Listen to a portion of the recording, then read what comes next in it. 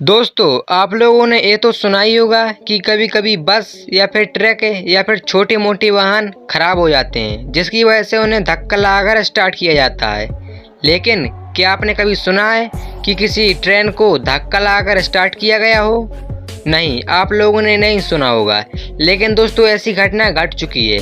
ये घटना घटी थी मध्य प्रदेश के ग्वालियर शहर में 12 जून 2015 को।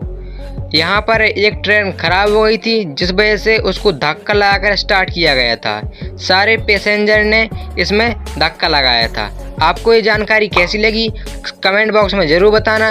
वीडियो पसंद आई तो वीडियो को लाइक ज़रूर करना।